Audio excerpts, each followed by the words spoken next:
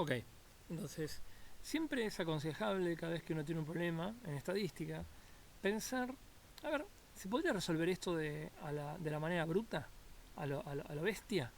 O sea, si tuviera que pensar en cuántas formas distintas hay de clusterizar n observaciones en k clusters, ¿cuál sería ese número? ¿Cuántas formas distintas de hacer esto? ¿Hay una manera que yo pueda programar una computadora para probar todas las formas distintas de clusterización que hay para n observaciones en k clusters? Bueno, sí, por supuesto que la hay. El problemita es que esta fórmula me da algo que no es lineal en n y en k. De hecho, es un crecimiento muy grande. Y como ejemplo, les muestro lo siguiente.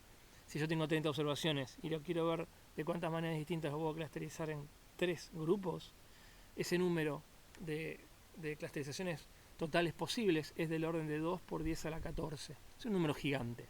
O sea que no tenemos la chance de poder probar todas las combinaciones. O sea que lo que vamos a tener que hacer es diseñar estrategias que sean más bien inteligentes. Estrategias que se llaman muchas veces greedy, que son ambiciosas y que tratan no de probar todas las combinaciones, sino de buscar una solución sencilla, avanzando en el espacio de posibilidades de la manera más inteligente posible. Ahora, necesitamos definir algunos conceptos un poquito más formalmente que nos van a venir, nos van a quedar a mano para este problema.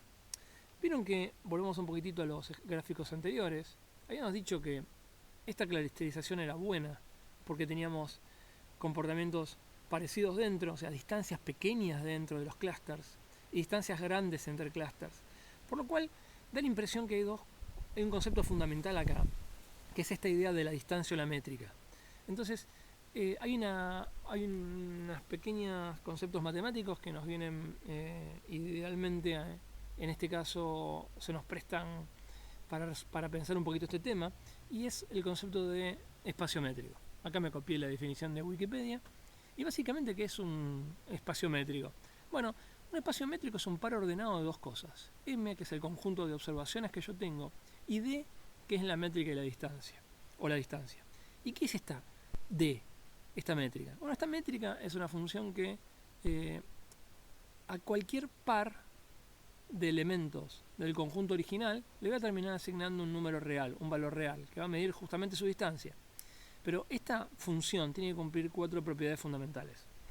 O sea, la distancia entre dos objetos cualesquiera, x e y, tiene que ser positiva, no puede ser negativa. La distancia que hay entre x e y, si esa distancia es igual a 0, eso implica que x es igual a y. Y la recíproca es cierta también. Si x es igual a y, eso quiere decir que la distancia entre esos dos elementos tiene que ser 0. La tercera propiedad fundamental es la de simetría, que la distancia de x con y es la misma que la distancia de y con x.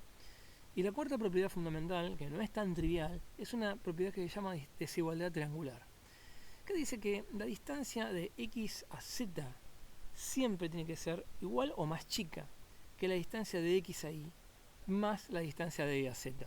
A ver, tratemos de pensar con un grafiquito esta última desigualdad, esta última propiedad. Supongamos que tenemos objetos en este espacio. M es mi conjunto y cada uno de estos puntitos amarillos son las observaciones. Básicamente lo que dice la desigualdad triangular es lo siguiente. Si yo quiero ir de x a z y lo que voy a hacer es pasar por y, el hecho de pasar por y para ir de x a z nunca me puede achicar el camino, nunca me puede achicar la distancia. O sea, la distancia de ir de x a z siempre tiene que ser más chica o como mucho igual de la suma de ir de x a y y después de ir de y a z. Y parece bastante evidente. De hecho, en términos de distancia euclidia, la igualdad solo vale cuando este y se interpone en el camino lineal que hay entre x y z. En cualquier otro caso, vale la desigualdad estricta, y pasar a través de y solamente puede agrandarme la distancia. Esta noción, tremendamente importante, de distancia, se la llama desigualdad triangular. Vamos a ver ahora algunas nociones muy básicas de distancia que creo que todos conocemos. Me voy a concentrar un poquitito en el análisis gráfico, pero las más comunes son, por un lado, la distancia euclidia y por otro lado, la distancia Manhattan. La distancia euclidia entre dos puntos es la distancia lineal que todos conocemos. y que queda definido por el largo el tamaño de la hipotenusa de este triángulo rectángulo que une a estos dos puntos. La distancia Manhattan es la distancia que uno tendría que recorrer si quisiera ir de un punto al otro, pero en vez de ir linealmente, de ir recorriéndolo a lo largo de sus dos ejes, los dos ejes que en este caso, en este gráfico, componen la dimensión del problema.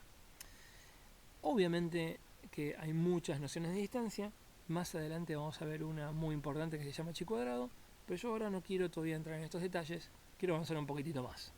Entonces, vamos a empezar a ver, y lo vamos a ver mejor en el próximo video, las dos grandes particiones o segmentaciones que hay de los métodos de segmentación. Unos son los métodos jerárquicos y otros son los métodos no jerárquicos o de partición. Y vamos a ver al menos un ejemplo de cada uno de ellos. Eso lo vamos a ver en el próximo video.